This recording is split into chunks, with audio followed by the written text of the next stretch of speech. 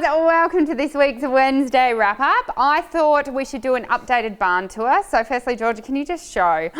Pretty barn. It's every time I walk past, I'm just like, seriously, this is so nice. So very, very lucky. And I thought we'd do an updated barn tour and telling you what was going on with all the horses. So this is Gretchen, Dynamite Hit. We've got her goal, 2022. I've heard so much feedback of all amazing other superstars. Hey, Gretchen. Oh, are you being sweet for the camera? Sometimes she's not so sweet. Sometimes she's not so sweet. You're in a cuddling mood. That this is inspiring a lot of people, and a lot of other people are putting signs on their stables saying when they'll get to Grand Prix. So I'm so glad it's helping. I'm so glad it's inspiring. Anyway, Gretchen was imported from Europe. She came from Germany, hence Gretchen as her name. And her dad is Diamond Hit, so she's got a very famous daddy. And she's I think she's super talented, super wonderful to ride, really easy to ride, and also really hard to ride. So she finds the work easy. She's always picked up the flying change. You know, she's very easy in that regard to train, but to be motivated, to be really passionate about her work, to be really, you know, energetically, come on, let's go be amazing, is not so much.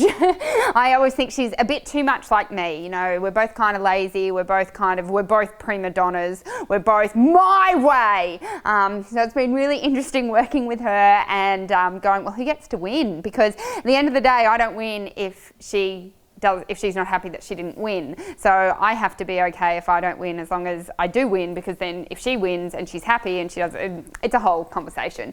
So she's been in my life, I think, for 3 years now.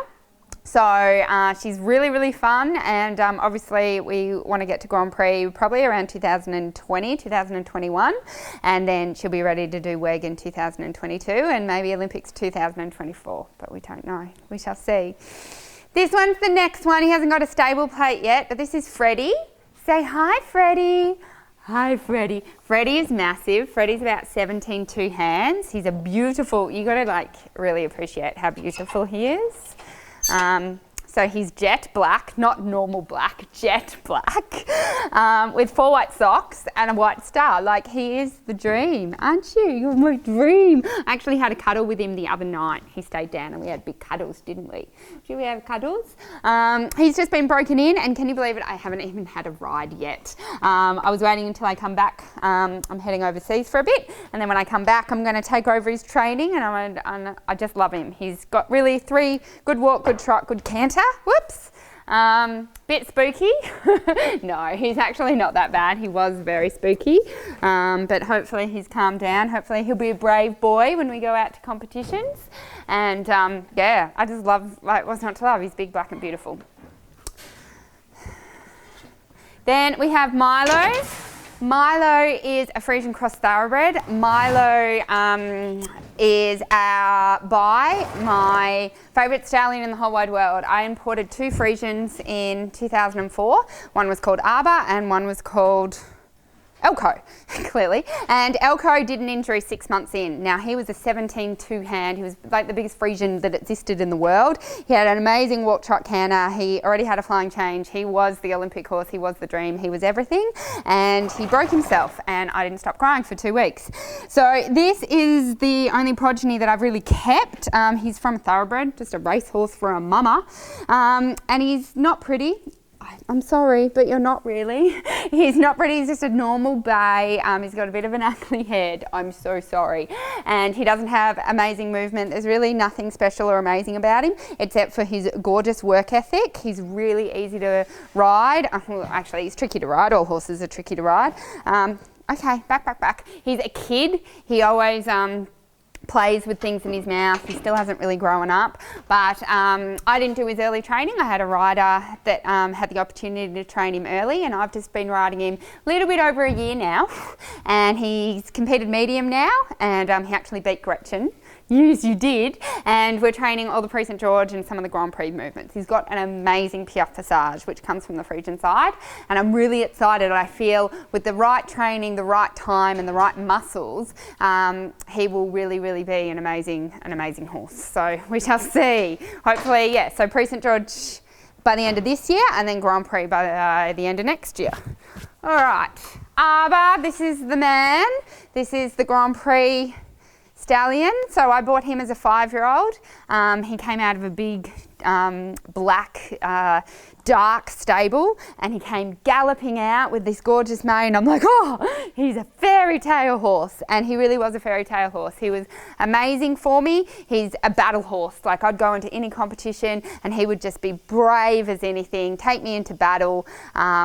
He was not built for Grand Prix, he wasn't made for Grand Prix, but he had this heart, and he and I had this connection that just meant we were going anyway. And he's taught me so much. Like, I am such a better rider to have trained him to Grand Prix than if I taught a horse that was obviously found all the work easy. He definitely encouraged a lot of thinking outside the box, a lot of trusting my own instincts. He's like, where's my dinner? A lot of trusting my own instincts, and yeah, a lot of confidence building, because obviously he's a big, strong stallion, and I had to say, hey, listen to me, I'm fun to listen to. So that's Mr. Arbor. And then our last guy on this side is Mr. Ollie. Mr. Ollie is going to the Olympics in 2024. He is not even 5 yet, and he has a clean change left and right, really good half pass, everything that he needs. Are you going to be, do you want to talk? Sometimes they don't want to talk, and you have to respect that, because this is their bed. And sometimes if I'm in bed tucked in, I don't want to talk to you. I'm very, no. So you do want to talk, or you want to go back and eat? It's like, I've got this thing where I just want to look out the window. But he's gorgeous. He's a serving stallion. He's got his first foals due this year. A couple of months, we see your babies. And he is my man. I just love this horse to death. He is just beautiful. I love riding him. I love working with him. I think he's cute.